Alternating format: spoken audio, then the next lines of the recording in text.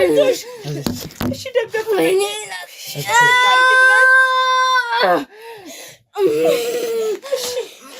አይዞሽ በቃ አይዞሽ ምናምን በቃ ይሄ በመስዋዕትነት የተከፈለ ልጄ ነው ምናምን ነው የሚለኝ።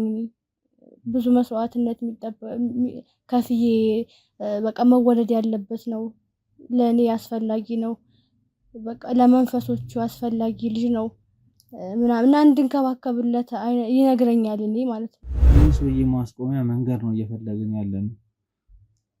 ግን በጥይትም የሚሆን ነገር አይደለም። የሱ ነገር አይደለም ምንም የሚነካው ሰው አይደለም። እሱን ደፍሮ ለመናገር ቀና ብሎ የሚያየው ሰው አይደለም። በቃ ምናልባት እንደተባለው የመጨረሻው አማራጭ ሊሆን የሚችለው አንቺን መጠቀሚያ ማድረግና አንቺን ዘንበት ከሄድን እንደዛማ አይሆንም። እንደዛማ እኛም እኮ ፍተሻ ለማድረግም ፈርተናል። ያሉትን ነገሮች ከእናንተ ጠይቀን እስከምንረዳ ድረስ ከባድ ነው። እኔ ፍተሻ እንድታረጉ ራሱ አልፈቅድም። ምክንያቱም ከራሳችሁ ላይ አደጋ ታደርሳላችሁ ብዬ ነው ማስበው። ያውን ከምነግራችሁ በላይ እኔ እስከማውቀው ቡና ጭስ ምናምን ነበረ ለጠንቋይና እሱ ደግሞ ከዛ አለፍ ብሎ ደም ነበረ እና እኔን መታጠብ አለባት ምናምን ብሎ አዘዛቸውና ከዛ የሆነ ገንዳ ውስጥ አስገቡኝ። ያው በቃ እኔም ብዙ ነገርኩ። ችግር የለውም እንቀጥላለን። አይ እንቀጥላለን። እንትንሽም ሆድሽም እንቅስቃሴው ጥሩ አይደለም። አዎ ብዙ ነገር አለ። ከሱ ለመድረስ በጣም ብዙ ነገር አለ። ጥሩ አይደለም። እንደማንኛውም ሰው አይነት እርግዝና አይደለም። ከባድ ነው። እሱ አሁን እኔ አላቅም። እኔ ምናልባት ይሄ ልጅ የተባለውን ነገር እኔ ልጅ የሚሆን ምን የሚሆን አላቅም። ፈጣሪ ነው የሚያውቀው። ተገላግዬ ከተባላ ምናልባት ልጁን ከሆነ የሚፈልገው ያኔ ከተወይ ብዬ ነው ተስፋ ማረገው። እሷ ምን ያህል አሁን እኔ እየተሰማኝ ያለው ማድረግ ያለብን የሚመስለኝ የሕክምና እርዳታ ነው ልጅ ማግኘት ያለባት። በሕክምና እርዳታ ምናልባት ያለ ጊዜው ለማለትም እየከበደኝ ምን ማራት እንዳለብኝ የራሱ አላለም።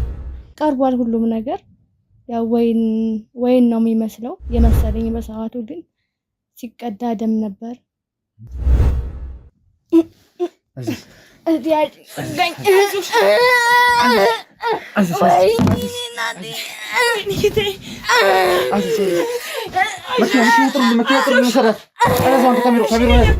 አንቺንም ልጅሽንም አደጋ ላይ ጥለን ይዘን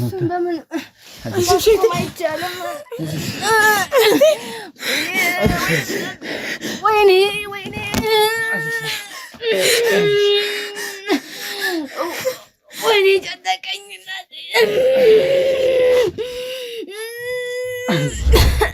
ከግንኙነታችን ቀን አንስቶ በቃ እንደማንኛውም ሰው አይደለም። ግንኙነት ሲያደርግ ራሱ እንደዚህ እንደማንኛውም ሰው አይደለም። እዛ እንኳን ለማገገም የፈጀሁት የጣርኩት ያሳለፍኩት መከራ በጣም ብዙ ነው። ለሁለት ዓመት ሙሉ እንደዚህ እየተሰቃየች ነው ያለችው። እኔ ምን አይነት ሰው እንደሆነ ምን አይነት መንፈስ ምን አይነት አጋንንት እንደሆነ አላውቅም። አሁን በየትኛውም አማራጭ በየትኛውም ሁኔታ ድርድር በሌለው መልኩ ይሄ ሰውዬ መቆም መቻል አለበት። ከአንቺ ጋር እንዴት ልትተዋወቁ ትችላላችሁ? ሰውየው እንግዲህ በጣም የሚያስፈራ አይነት ሰው እንደሆነ ነበረ በደንብ ሲነገረን የነበረው። ጥቁር ነው፣ ረጅም ነው፣ የሚያደርጋቸው ነገሮች ሁላ በጣም ሰይጣናዊ የሆኑ ነገሮች ናቸው የሚል ነገር ነበር እኛ ጋር ያለው። እንዴት በዛ ልክ ሆኖ ከአንቺ ጋር ሊቀራረብ ቻለ? ሻይ ቡናስ እንዴት ልትሉ ቻላችሁ? እንደብላችሁ ግራ እኔ አሁን ለእናንተ ራሱ እያሰብኩ ነው። በጣም እየተጨነቅኩ ነው። በቃ የኔው አንድ ሆኗል፣ ግን ያው በኔ በኩል ማንም ሰው እንዲጎዳ አልፈልግም። እናንተ ደግሞ ያው ነገሩን ያው ጠበቅ አድርጋችሁ ይዛችሁ ይሄን ሰውዬ ለማስቆም እንግዲህ እሷን በጣም እንደሚፈልጋት እየተንከባከባትም እንደሆነ በመንፈስም እንደሚጠብቃት ነበር ሲነገረን የነበረውና ስንገባ በጣም ደንግጠን ነበር። ሁሉም በየሃይማኖቱ ጸሎት እያደረገ ነበረ። እንኳን ለኔ ለሷ ፈራ ነበረ እና በቃ ጥላኝ እንድትሄድ ሁሉ ብዙ ጊዜ ነው እምላት። እንደውም በቃ በኔ ግፊት አንጻር ነው አሁን ራሱ ልትርቀኝ። እነዛን ነገሮች መጠቀም ካለብንና ያ ብቸኛ መንገድ ከሆነ ባንፈልገውም እናደርገዋለን። ይሄ ሰውዬ መቆም መቻል አለበት። ግን ይሄንን ነገር ለማስቆም ደግሞ ብሌን ላይ ምንም አይነት ነገር እንዲደርስባት አልፈልግም። ያው እሱ ማለት አስበውበት ነው ያው እኛ የሆነ ሰው ስንተዋወቅ ከጀርባው ምን እንዳለ አናውቅም መቼም ማናቸውም ሰዎች እና እሱን ነገር በሙሉ አስቦበት ነው። በሰዓቱ እኔን እንደ ማንኛውም ሰው ሆኖ ነበር የቀረበኝ። እሱ የሆነ ነገር በሚያደርግበት ሰዓት፣ መናፍስቶችን በሚጠራበት ሰዓት በቃ የኔ ስቃይና መከራ ይጨምራል። በቃ ከኔ ነው መከራዎች ሁሉ የሚያልፉት፣ ስቃዮች ሁሉ የሚያርፉት ከኔ ነው። ለእኔ የማይታዩ ነገሮች አሉ ግን በቃ በዙሪያዬ የሆነ ነገር እንደከበበኝ ነው ሁሌ የሚሰማኝ ማለት ነው። ሁሌ ግን እኔ ምንም አላያቸውም። ኖርማል ሰው የሆነ ነበር እኔ ጋር የሚመጣው፣ ከኋላ ያለውን ታሪክ አላውቅም። እና እዛ ቤት ገብቼ ካየሁት በኋላ ነው ሰውየው ሰው እንዳልሆነ የሰው አውሬ እንደሆነ የገባኝ ማለት ነው።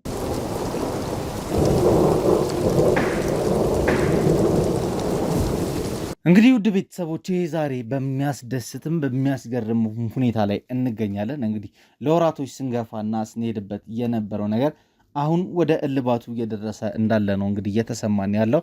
አብዛኛውን ነገር እያጠናቀቅን መያዝ ያለባቸውን ሰዎች፣ ለህግ መተላለፍ ያለባቸውን ሰዎች እያስተላለፍን እየሄድን ያለንበት ሁኔታ ላይ ያለ ነው። በትላንትናው ቪዲዮ ላይ እንግዲህ እንደምታስታውሱት ሁሉንም ዶክተሮች በቁጥጥር ስር የመዋሉ ስራ በአግባቡ ተጠናቋል። ከእነሱ ጋር ሲሰሩ የነበሩት ይህንን ድርጅት ወይም ደግሞ በድጋሚ የኬንያውንን የመኮንንን እቅድና ዓላማ ራዩን ለማሳካት ሲንቀሳቀሱ የነበሩ ሰዎች በሙሉ በቁጥጥር ስር እየዋሉ ነው ያሉት።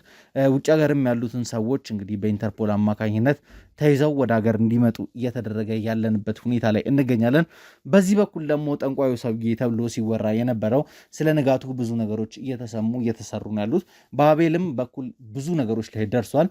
በእኔ በኩል ደግሞ ትላንትና ከዶክተሮቹ አንደበት ካሜራ ካጠፋው በኋላ የተሰበሰቡበት ዓላማ ምን እንደሆነ ሲነግሩኝ ነበር የነበረው። እህታችንንም ለምን እንዳገቷት ሲናገሩ ነበር የነበረውና እነሱ ነገሮች ለማጣራት ብዙ ርቀቶች ሄደናል። አመርቂ ውጤትም ይዘን ዛሬ ላይ እንግዲህ ከተፍ ብለን መተናል። እናንተም ውድ ቤተሰቦቼ እንግዲህ ኮመንት ላይ እየገባችሁ እየሰጣችሁን ስለነበረ ስለኛ ስላለንበት ሁኔታ ተጨንቃችሁ ምን ደረሰባችሁ፣ ምን አገኛችሁ፣ ምን አጋጠማችሁ ስትሉኝ ስለነበረ ከልብ አድርገን እናመሰግናለን። ያው እንግዲህ በባለፈው የተኩስ ልውውጥ 2 የቲም አባላት ትንሽዬ ጉዳት ደርሶባቸዋል። እነሱንም ደግሞ የሕክምና ቦታ ላይ አድርሰናቸው ነበረ። መቀጠል ያለበትን ነገር መቀጠል ስላለብን እየቀጠል ነው። ነገሮች እንግዲህ በጊዜ እልባት የማይፈጠርላቸው ከሆነ ሀገራችን ላይ ከባድ ነገር ያመጣል። ያንን ነገር ሶልቭ ለማድረግ በጣም በሚገርም ሁኔታ በተቀናጀ ኦፕሬሽን ብዙ ነገሮችን ስናደርግ ነበር የነበረው።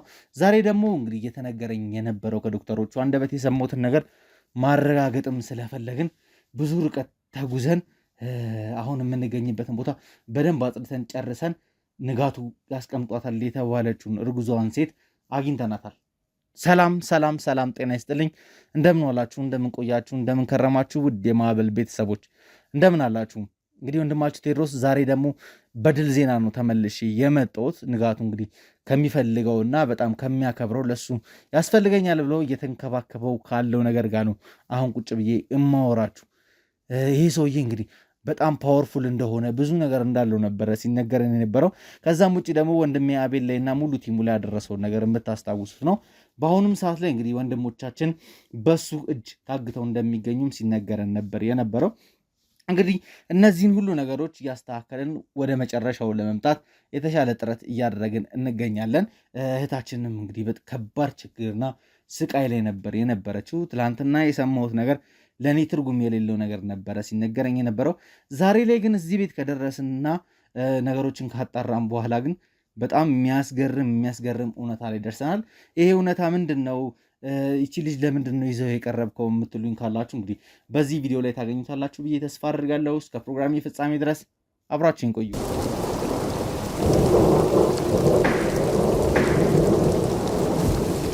ሰላም እህቴ፣ እንዴት ነሽ? ያለው እግዚአብሔር ይመስገን። ከእህትሽ ጋር እንግዲህ ብዙ ነገር አውርተን ነበርና በጣም በከፍተኛ ችግርና ስቃይ ላይ እንደሆንሽ ነበር እየነገረችኝ የነበረው። ስንመጣም እኛ እንግዲህ የመጣንበትን አመጣጥ አይተሽዋል። በጣም ያው የተነገሩ ነገሮች ብዙ ነገሮች አስፈርተውናልና ወደዚህ ስንመጣ በጣም ከሚባለው በላይ ጥንቃቄ እያደረግን ሁሉም በየሃይማኖቱ ጸሎት እያደረገ ነው እዚህ ቦታ ላይ ደረስ ነው። እስኪ ምንድን ነው የተፈጠረው? ምንድን ነው ያጋጠመሽ? አንቺ ለምንድን ነው እዚህ ቤት ታስረሽ ተቀምጠሽ የነበረው? እኔ ለዚህ ሁሉ ችግር ስዳረግ ምንም ባላሰብኩት መንገድ ነው፣ ምንም በቃ ባልጠበቅኩት መንገድ ነው እና ያው እሱ ጋር እንዲሁ በአጋጣሚ ታውቀን ከዛ በቃ እንደዚህ ማውራት ምናምን ጀመርና ከተቀራረብን በኋላ ከዛ ሻይ ቡና እንበል እስኪ ትንሽ እንዝናና ምናምን ብሎኝ ከዛ ሄድን። በመኪና ነበረ።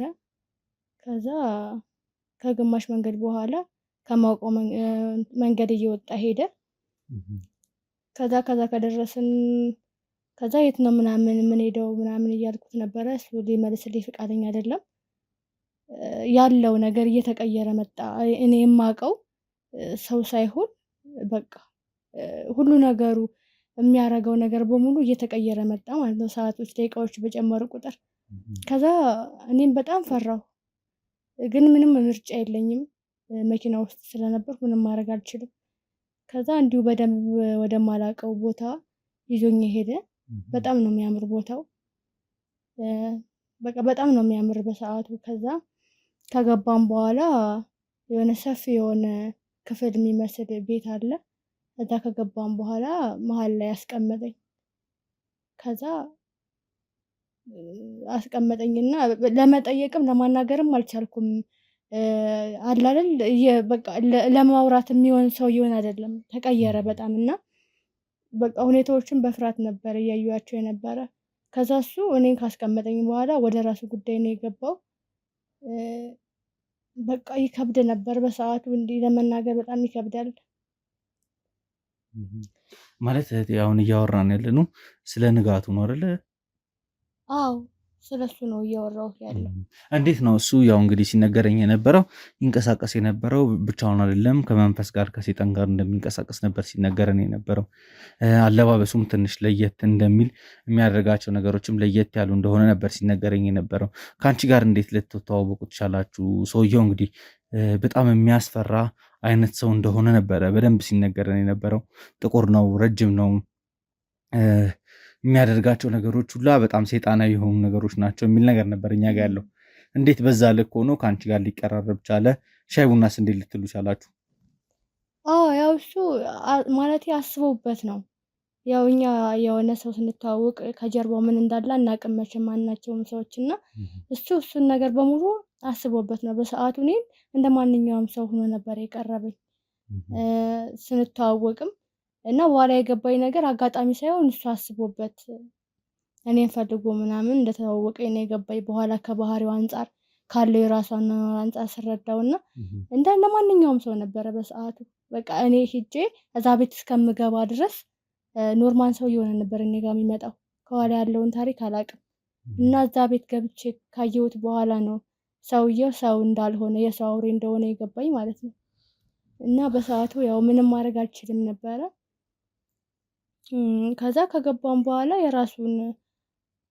የራሱ ቦታ አለው የተዘጋጀበት። ከዛ ገባ፣ ሰው ነበረ የሚያገለግለው ማለት ነው። ከዛ የሚፈልገውን ነገር በሙሉ አቀራረቡለትና በቃ ሰውየው ሌላ ታሪክ ተቀየረ ማለት። ሌላ ታሪክ ላይ ተቀየረ ማለት ሌላ ታሪክ ተቀየረ ማለት በቃ ካሁን ከሚባሉት አይነት ከጠንቋዮች ጠንቋይ የሚያደርገው አይነት ከሚያደርገው ነገር ሁሉ ሌላ ማለት ነው። በቃ ብዙ ነገር እኔ እስከማውቀው ቡና ጭስ ምናምን ነበረ ለጠንቋይና እሱ ደግሞ ከዛ ልፍ ብሎ ደም ነበረ እና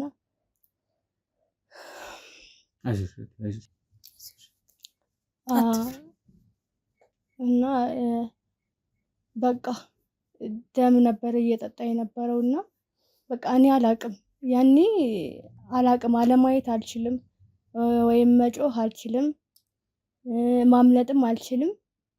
በቃ ከሞት ያላነሰ ስሜት ውስጥ ነው ያለሁት። እዛ ውስጥ ሆኜ ግን ምንም ነገር ማድረግ አልችልም ነበር እና ከዛ በኋላ የራሱን የሚያደርጋቸውን ነገሮች አደረገ። በቃ አላቅም፣ መጽሐፍ አነበበ ምናምን፣ ጮኸ፣ ያጓራል ምናምን። ከዛ በኋላ እንደዛ አድርጎ ከጨረሰ በኋላ እኔን መታጠብ አለባት ምናምን ብሎ አዘዛቸውና ከዛ የሆነ ገንዳ ውስጥ አስገቡኝ።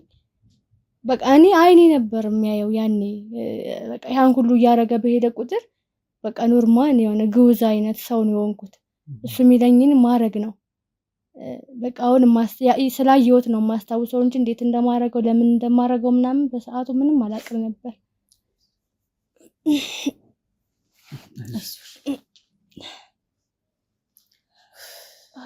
ማሚ ተሰማኝ ነው ትንሽ አይዞሽ። ያው በቃ እኔም ብዙ ነገር ችግር የለውም እንቀጥላለን። አይ እንቀጥላለን። እንትንሽም ሆድሽም እንቅስቃሴው ጥሩ አይደለም። አዎ ብዙ ነገር አለ ከሱ ለመድረስ በጣም ብዙ ነገር አለ። ጥሩ አይደለም። እንደማንኛውም ሰው አይነት እርግዝና አይደለም። ለዛ ነው መሰለኝ። እሺ ከዛ በኋላስ ምን ተፈጠረ? ከዛ በኋላ በቃ ስገባ ደም ነው። እኔ አሁን ራሱ በቃ ማሰብ አልችልም። ደም ነው ማለት ምንድነው? ምን ነው ደም ይሆናል? ገንዳ ውስጥ ነው የገባሁት ለመታጠብ ማለት ነው። እና ስገባ ደም ነው በቃ አይኔ ብቻ ነበር የሚያየው። እና አሁን ድረስ ለራሴ ደም ነው ብዬ ማሳመን ይከብደኛል። ማለት እየታጠብሽ የነበረው በደም ነው? አዎ እየታጠብኩት የነበረው በደም ነው። ገንዳ ውስጥ ገባሁ። ከዛ ተዚህ ታጠቢ ያሉኝ ታጠብኩ።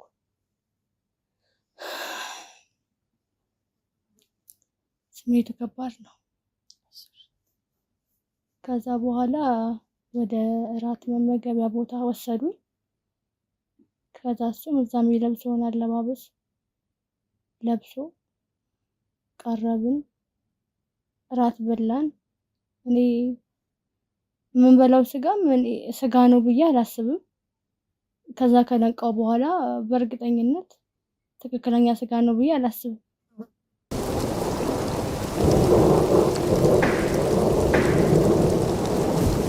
ቀርቧል ሁሉም ነገር። ያው ወይን ነው የሚመስለው የመሰለኝ በሰዓቱ፣ ግን ሲቀዳ ደም ነበር። ማለት የምትጠጡት እሱን ነበር?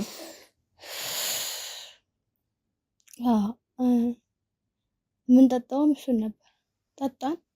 በቃ ጠጣው ማለቴ አላቅም፣ ራሴን አይደለሁም። በቃ የሆነ እንደፈለክ የምታንቀሳቀሰው አይነት ሁኛ ያሉኝ ነበር የምሆነው በሰዓት።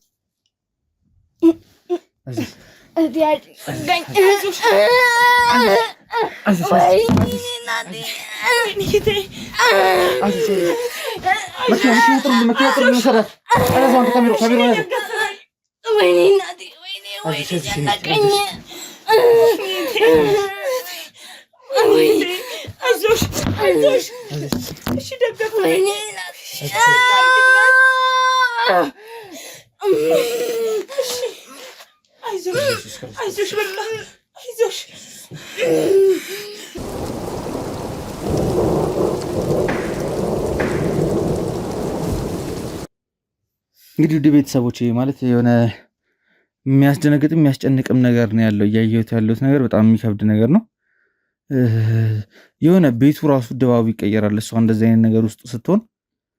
እኔ ደግሞ ቀጥታ ያው እየጠበቅን የነበረውን ነገር አላመንኩም። መጀመሪያም እየነገርሽኝ የነበረውን ምንም እየተማመንን አልነበረም። ትናንትና ስትይኝ የነበረው አሁንም እያየው ኦልሬዲ ያው ምጥ እንደመጣ ምናምን አይነት ስሜት ነበር የተሰማኝ። ይሄ እኔ 1 ዓመት ከ6 ወር ሙሉ አብሬያት ስቆይ ሁሌ የምታሳየኝ ባህሪ ነው። እኔ ጥያት የጠፋሁት ራሱ በቃ ይሄንን ነገር መቋቋም ስላልቻልኩኝ ነበረ። ይሄው ከ4 ወር በኋላ ተመልሼም ስመጣ ይሄው እንደዚሁ ናት። አንዴ አሁን እኮ እየተነገረኝ ያለው እርግዝና ኦልሞስት 2 ዓመት ይሆናል። 2 ዓመት አይደለ እህቴ? ለ2 ዓመት ሙሉ ለ2 ዓመት ሙሉ እንደዚህ እየተሰቃየች ነው ያለችው። እኔ ምን አይነት ሰው እንደሆነ ምን አይነት መንፈስ ምን አይነት አጋንንት እንደሆነ አላውቅም። ቅድም ያ ሁላ ነገር የነገርኩህ አይዞሽ አሁን እውነቴን እንደሆነ አመንክ? ስቀልዱብኝ የነበረው እሷ ምን ያህል አሁን እኔ እየተሰማኝ ያለው ማድረግ ያለብን የሚመስለኝ የሕክምና እርዳታ ነው ልጅ ማግኘት ያለባት። በሕክምና እርዳታ ምናልባት ያለ ጊዜው ለማለትም እየከበደኝ ምን ማራት እንዳለብኝ የራሱ አላውቅም። ግን በሕክምና እርዳታ መውለድ የምችል ከሆነ እንድትወልድ ማድረግ አለብን እንጂ በእንደዚህ አይነት ሁኔታ እየተሰቃየች እንድቆይ አልፈልግም። እኔ ይሄው ካረገዘች ጊዜ ጀምሮ የሐኪም ክትትል እንድታይ አይፈቅድላት። አንድ ቀን ሐኪም ቤት ሄዳ አታውቅም አይደል እህቴ? ንገሪ ሁሉንም ነገር። የእርግዝና ክትትል የትም ቦታ እየወሰድሽ አልነበረም? እንኳን እንደ ሰዎች የእርግዝና ክትትል ላደርግ ይቅርና ያው እንደዚህ ከገባሁበት ክላስ ራስ ወጥቼ አላውቅም። ያው ግቢ ነው የኛ ክላስ ነው ያለ። በቃ መውጣት አይፈቀድልኝም ማለት ገብቶሃል። ሰው አይደለም እኮ ያረገዝኩት ከሰው አይደለም ከመንፈስ ነው። በቃ የሰው አውሬ ነው ሲታይ ነው ሰው የሚመስለው ስጋ ስላለው እንጂ በቃ ሰይጣን ነው ሰውየው። እኔ ሳስበው ሁሉ ነው የሚጨንቀኝ። እኔ እሱን ማሰብ ራሱ አልፈልግም። እሷ እኮ ያረገዘችው እኮ ከሰው አይደለም ከመንፈስ ነው። 2 ዓመት ሙሉ እንዴት የሰው ልጅ ያረግዛል? ያውም እንደዚህ እየተሰቃየች። እኔ እኮ ዓመት ከ6 ወር ሙሉ አብሬያት ስቆይ እኮ ምን አይነት ስቃይ እንዳየሁ እኮ እኔ ነኝ የማውቀው። ማለት እስኪ እናንተ አብራችሁት የምትቆዩ ከሆነ ከሰውዬው ጋር ስለሚያደርጋቸው ድርጊቶች አንዳንድ ነገሮች ብትነግሩን ምናልባት ይህን ሰውዬ ማስቆም የምንችል ከሆነ አሁንም እዚህ ድረስ የመጣሁትና አንደኛ አንቺ የነገርሽኝ ነገር አለ፣ ሁለተኛ ደግሞ ከዶክተሮቹ አንደበትም ስንሰማ የነበሩ ነገሮች አሉ። ነገሮችን አቀናጅተን ዋናኛው ዓላማ ምናልባት እህትሽ የደበቀበት ቦታ ላይ ወንድሞቻችንን እናገኛለን፣ እህትሽንም መውሰድ ካለብን እንወስዳታለን በሚል ነው በድፍረት እዚህ ድረስ የመጣ ነው። ከዛ በተጨማሪ ደግሞ ማድረግ የምንፈልጋቸው ነገሮች ይህን ሰውዬ ለማስቆም እንግዲህ እሷን በጣም እንደሚፈልጋት እየተንከባከባትም እንደሆነ በመንፈስም እንደሚጠብቃት ነበር ሲነገረን የነበረውና ስንገባ በጣም ደንግጠን ነበር። ሁሉም በየሃይማኖቱ ጸሎት እያደረገ ነበረ። እያንዳንዱን ነገሮች ላለመንካትም በጣም ጥንቃቄ እያደረግን ነበረ። ጓንትም አሁን ነው ያለኩት አይተሻል። ጓንት ብቻ ሳይሆን ራሳችንንም ለባብሰን ምናልባት የሚለቀቅ ኬሚካልም ካለ የሚረጭም ነገር ካለኛ ላይ እንዳይደርስብን ተብሎ የሚያስፈልገውን ጥንቃቄ እኔ ካሜራ ላይ ስላለው ነው እንጂ ከካሜራ ጀርባ ያሉትም አሁን እንደምታያቸው ናቸው ለብሰው የቆሙት። ያን ያህል እንግዲህ እኛ ላይ ራሱ ቴንሽን እስከመፍጠር ተጽዕኖ እስከመፍጠር የደረሰ ኃይል ነው ያባረርን ያለነውና አሁንም እዚህ ያለው ነገር ሴፍ እንደሆነ እርግጠኛ ስለሆንኩ ነው በዚህ ልክ እየተንቀሳቀስኩ ያለሁት። ይሄን ሰውዬ የምናስቆምበት መንገድ ምናልባት እንደተባለው እኔ እንደዚህ አይነት ነገር ማድረግ ደስ ያለኝም ሰውን መጠቀሚያ ማድረግ ግን ብሌንን ወስደን በብሌን አማካኝነት ይህን ሰውዬ ማስቆም የምንችል ከሆነ ያሉት ሚስጥሮች እንዳለ እዛ ጋ የተነገረኝን ነገር አንቺም አብረሽ ነበር ስትሰሚ የነበረው። እነዛን ነገሮች መጠቀም ካለብንና ያ ብቸኛ መንገድ ከሆነ ባንፈልገውም እናደርገዋለን። ይሄ ሰውዬ መቆም መቻል አለበት። ግን ይህንን ነገር ለማስቆም ደግሞ ብሌን ላይ ምንም አይነት ነገር እንዲደርስባት አልፈልግም። ስለዚህ ስለ ሰውየው የምታውቁት እስኪ ቤት ውስጥ የሚያደርጋቸው ባህሪዎች፣ የሚያሳያቸው ነገሮች፣ አንዳንድ ድርጊቶች እሱ ምን ሲያደርግ ነው መንፈሱ አብሮት የሚሆነው? ምን ሰዓት ላይ ከመንፈስ ውጭ ይሆናል? ምናልባት አሁን ብዙ ጊዜ በተለምዶ የምንሰማቸው ነገሮች አሉ። የሆነ መንፈሶች የሚገለጡበት ከራማ ወረደ መጣ የሚባልበት ከሙሉ ጨረቃ ጋር ግማሽ ጨረቃ እየተባባለ የሚያያይዙት ብዙ ነገር አለ በጥንቆሎ ዓለም ላይ እና እኛም ደግሞ ይሄ ኬስ ከመጣ በኋላ የተወሰኑ ነገሮችን ለማየት እየሞከርን ነው እሱን ሰውዬ ማስቆም ስለምንፈልግና እናንተ የምታውቁትን ነገር ብትነግሩኝ ደስ ይለኛል። ብዙ ነገሮች አሉ። በቃ በቃል የማይገለጹ ዘግናኝ የሆኑ ነገሮችን ነው የሚያደርግ። በቃ ምንም እኔ ሁሌ በፍራቻ በስቃይ ነው እሱ ጋር ያለሁትና እሱን ባየሁት ቁጥር በቃ ሁሌ መንፈሴን የሚጨነቀው እንኳን አይቼው እሱ የሆነ ነገር በሚያደርግበት ሰዓት ነፍቶችን በሚጠራበት ሰዓት በቃ የኔ ስቃይና መከራ ይጨምራል። በቃ ከኔ ነው መከራዎች ሁሉ የሚያልፉት፣ ስቃዮች ሁሉ የሚያርፉት ከኔ ነውና በቃ ከቤት ብዙ ነገር ነው የሚያደርገው። በቃ ብቻውን ያወራል፣ ያናግራል። ቤት ሙሉ ሰው እንዳለ ሲያወራ ነው የሚውለው። ይስቃል ምናምን በቃ ለኔ የማይታዩ ነገሮች አሉ። ግን በቃ በዙሪያዬ የሆነ ነገር እንደከበበኝ ነው ሁሌ የሚሰማኝ ማለት ነው። ሁሌ ግን እኔ ምንም አላያቸውም እና የተለያዩ ቅጠላቅጦችን በጥሶ እነሱ ጋራ በቃ ሲፈጭ ምናምን ሲቆጣጠር ነው የሚውለው። መጽሐፍ ያነባል። በቃ እንደዛ ሲያደርግ ነው የሚውለው። ያው ሲቅም የፈለገውን ነገር ሲያደርግ እንደዛ ሲያደርግ ነው የሚውለው። ደም ያፈሳል።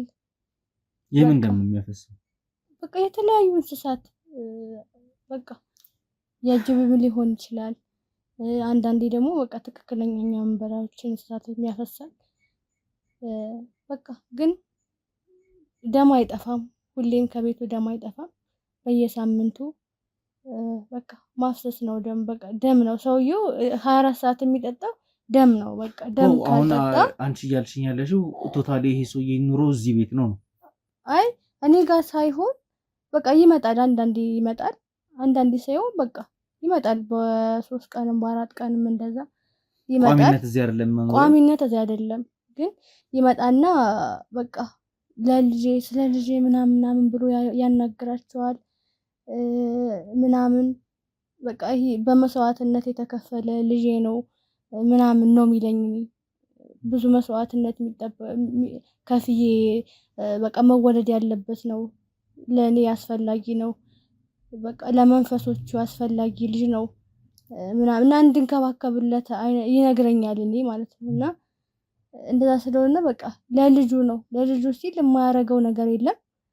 ይመጣል በቃ የፈለገውን አይነት እንስሳ አርዶ ደም አፍስሶ አጓርቶ ምናምን በቃ መንፈስ ጠርቶ የሚያነበውን ሁሉ አንብቦ ምናምን ነው የሚመለሰው። እና እኔ በዛን ሰዓት በቃ እሰቃያለሁ።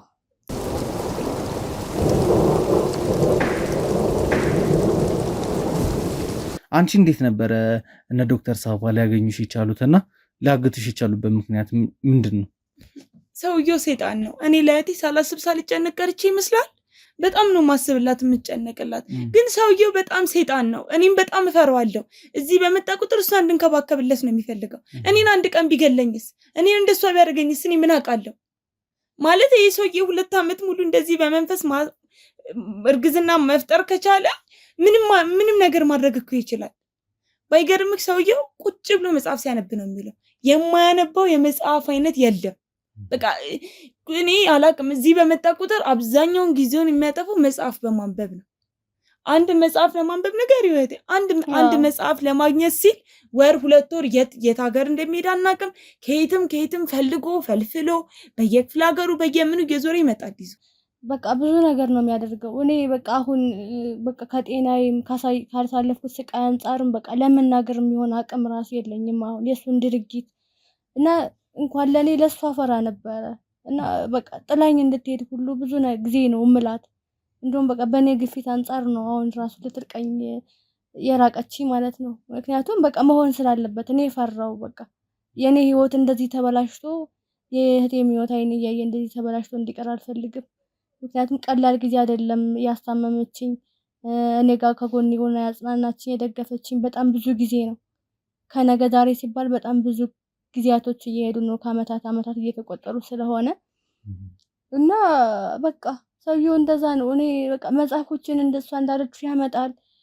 በቃ እንዲህ ተጠንቅቆ በቃ በእጁ ለመንካት ተሰቅጥጦት የሚያቃጥላቸው መጽሐፎች አሉ። እኔ ምን አይነት መጽሐፎች እንደሆነ አላውቅም። ምን አይነት አልገባኝም።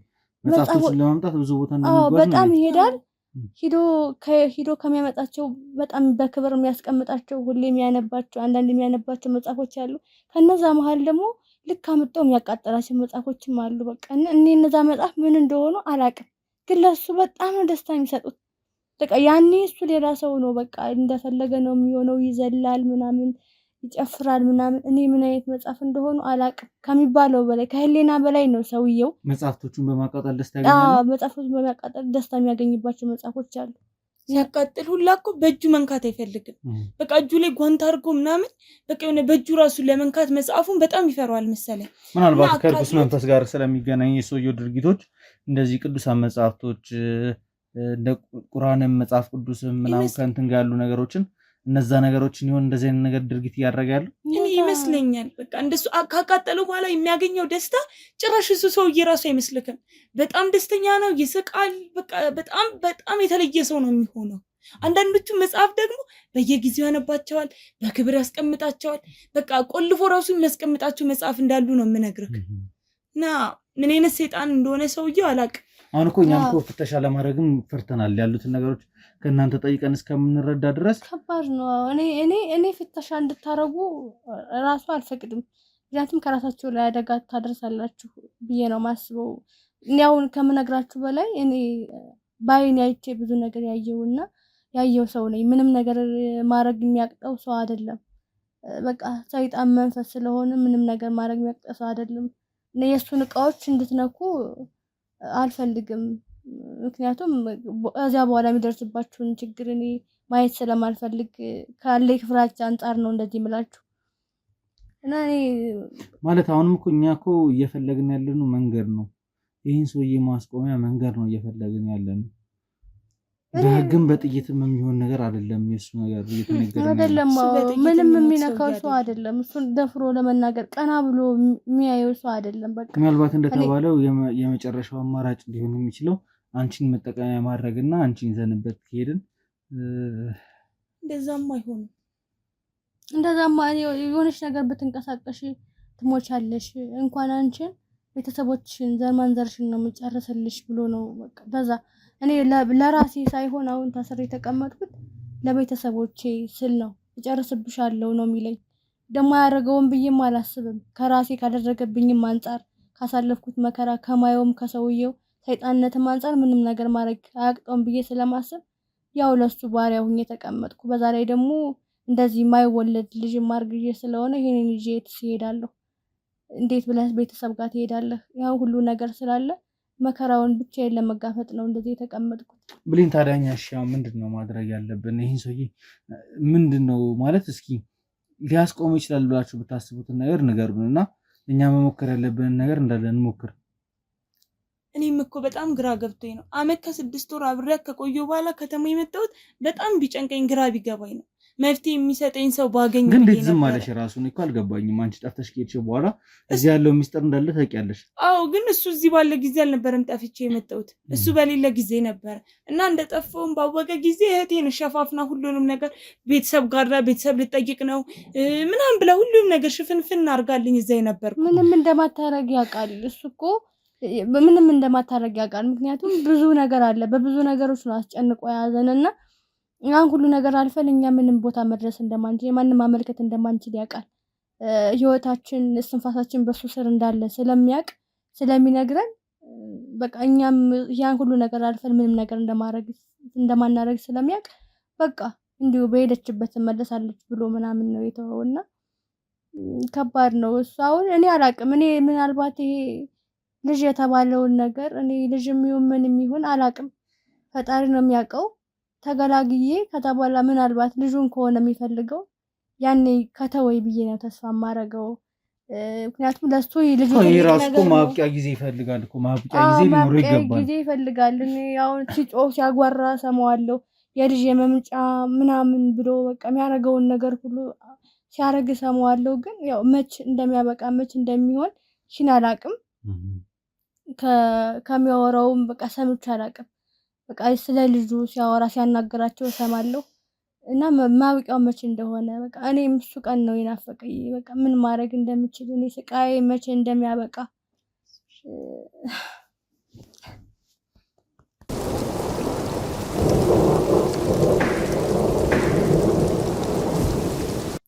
እና ለልጁ ያለው ነገር ለየት ያለ ነው። እሱ አሁን እኔን የሚያስበው በቃ ለየት ላለ ማዕረግ እንደሾመኝ ነው የሚያስበው እንጂ በቃ እድሜን በሙሉ እንደጨረሰው መከራ ውስጥ እንደከተተኝ አይደለም የሚያስበው። በቃ አንቺ እድለኛ ስለሆንሽ ለዚህ ሁሉ ተመርጠሽ ለዚህ ሁሉ ማዕረግ የበቃሽ ለነሱ የሚሆን እነሱ የሚያገለግል ለነሱ የሚገዛ ልጅ እንድትወልድ ስለተመረጥሽ አንቺ እድለኛ ነሽ ምናምን ነው የሚለኝ እየመጣ በቃ ለሱ ይሄ ትልቅ ነገር ነውና እኔ ግን ከመጀመሪያው ቀን አንስቶ ገና ከግንኙነታችን ቀን አንስቶ በቃ እንደማንኛውም ሰው አይደለም። ግንኙነት ሲያደርግ ራሱ እንደዚህ እንደ ማንኛውም ሰው አይደለም።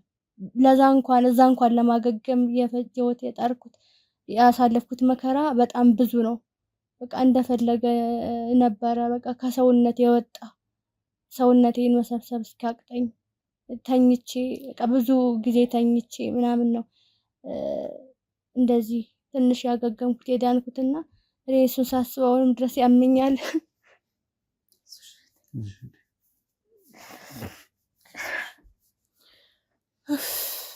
ይቅርታ እና እኔ መፍትሄው ምን እንደሆነ እኔ ራሱ ግራ ይገባኝ። እኛም ግራ ተጋባን እኮ እኔ ምን እንደምላችሁ ምን እንደምጠይቃችሁ ግራ ገባኝ። ኢቭን ይሄንን ቪዲዮ ለምን እየቀረስኩት እንዳለው አላውቅም። ምናልባት የሆነ ነገር እንኳን ቢፈጠር ያው እንደማስረጃ እንዲሆነን ስለፈለኩ ነው አንቺ ላይ የደረሰ ያለውን ነገር በመጠኑም ቢሆን ቀርጬ መያዝ የፈለኩት። ከዛ ውጪ ደግሞ ለእኛን ሊረዳን የሚችል የምትነግሩን ነገር ካለ አሁን በየትኛውም አማራጭ በየትኛውም ሁኔታ ድርድር በሌለው መልኩ ይሄ ሰውዬ መቆም መቻል አለበት። ያንን ነገር ለማድረግ ለየት ያለ ነገር ከሰውየው ማግኘት የምንችለው እንዳልኩሽ እኔ አንቺን መጠቀሚያ ማድረግ አልፈልግም። አንቺንም ልጅሽንም አደጋ ላይ ጥለን ይዘኑት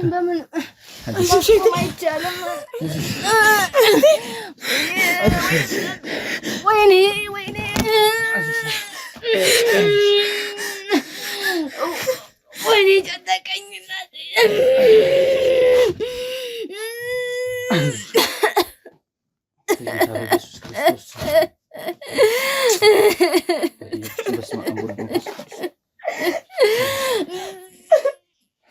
ወይኔ ስለሱ መጥፎ ነገር ማውራት እንኳን አንችልም።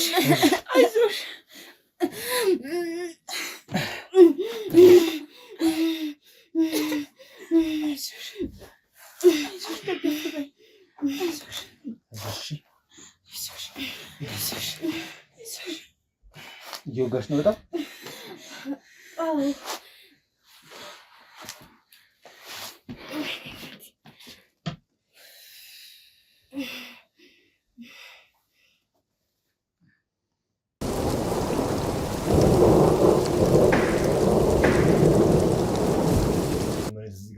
መፍትሄ ያለው ነገር ያለ ይመስላል።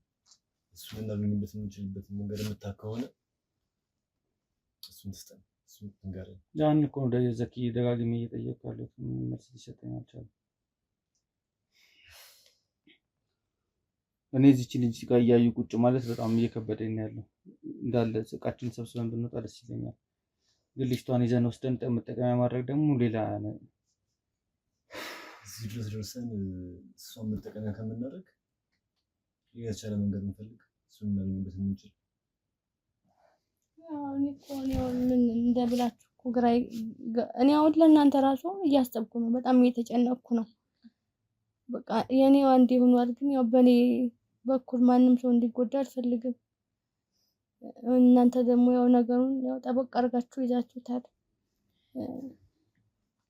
እና ያው የሚጠብቃችሁ አምላክ ከእናንተ ጋር ይሁን እንጂ ለእኔ ከባድ ነው። ይህን ጉዳይ ራሱ አንስቼ ማወራበት ቀን ይመጣል ብዬ አስቤ አላውቅም ነበረ።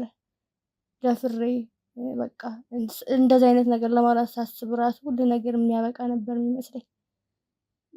ግን ያው መፍትሄ እኔ እንጃ እኔ ሲመስለኝ እስካሁን ከሱ ጋር ኑሬ ከማየውም አንፃር ምናልባት ከተዋረሰው መንፈሱ ከተዋረሰው ሌላ በጣም የሚጠቀምበት ወይ የሚጠቅመው ኃይል ያለ የሚመስለኝ ከቀለበቱ እና ከአንገቱ ላይ ያለ ጨሌ የሚያስረው አንዳንዴ እነሱን የተወሰነ ሰዓት ቁጭ በሚያደርጋቸው ሰዓት እንኳን ትንሽ ሰላም ይሆናል።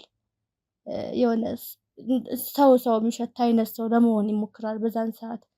ግን ብዙ ጊዜ እሱ ቀለበቶችን ከእጁ ያወጣቸውም እና እንደዚህ በሚያጓራበት ሰዓት የሆነ ነገር በሚያደርግበት ሰዓት ቀለበቷን አውጥቶ እንደዚህ አባቴ መንፈስ እዚህ ጋር አለ እዚህ ጋር ያለው ብሎ ይጮሃልና ጠብቀሃለሁ፣ ለዘላለም በእጄ ይዤህ እኖራለሁ፣ አንተን አገለግልሃለሁ ምናምን እያለ በዛ በቀለበት እንትን ሲል እሰማዋለሁ እና ሲመስለኝ መንፈስ ከነካካው ይዋረሳል። ግን ያችን ቀለበት የማግኘት እድል ቢኖር ይሁን ሁሉ ነገር በቃ እንደ ሰው አይነት ሰው ባይሆንም ቢያንስ እንደዚህ ሰው የሚያሰቃይበትን ነገር እናጠፋበት ብዬ አስባለሁ። እኔም ያችን በቃ እንደ መፍትሄ መወስዳት ያችን ነው አሁን የመጣልኝ ነገር እሱ ነው። ያችን ቀለበት ብናነሳት ሁሉ ነገር ያበቃል ብዬ አስባለሁ። የኔም ስቃይ የእሱም ደግሞ የመጨረሻው ሊሆን ይችላል። ግን ያን ነገር ማሰብ ራሱ ዋጋ ሊያስከፍለኝ ይችላል። ግን በቃ እንዲሁ ነው ከመኖር ደግሞ ይሁን በቃ ወይ ብሞት ነው፣ እሱም ከሆነ ለኔ እረፍት ነው። ቤተሰቦቼንም እንግዲህ እግዚአብሔር ይጠብቅልኝ እንጂ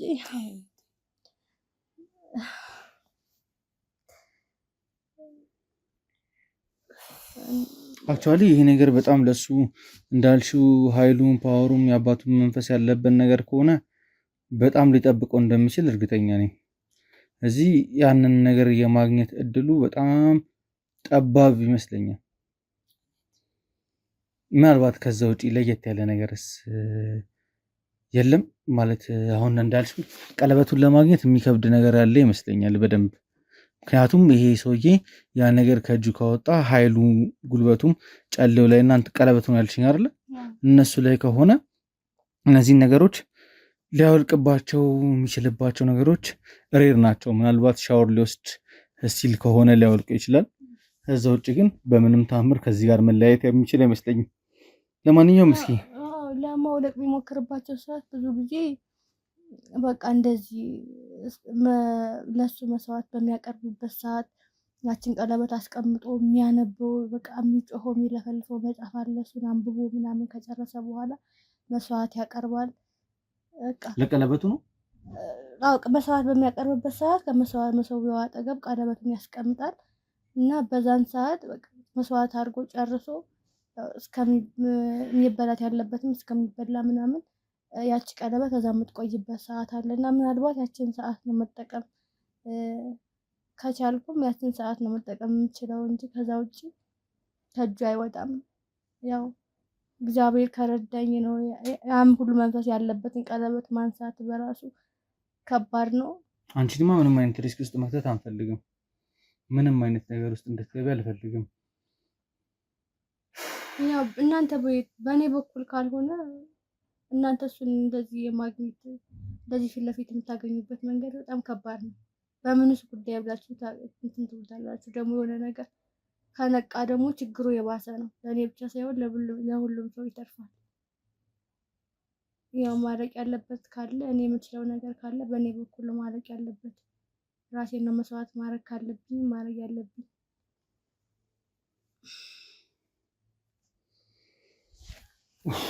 ግራ የሚያጋባ ሁኔታ ላይ ነን።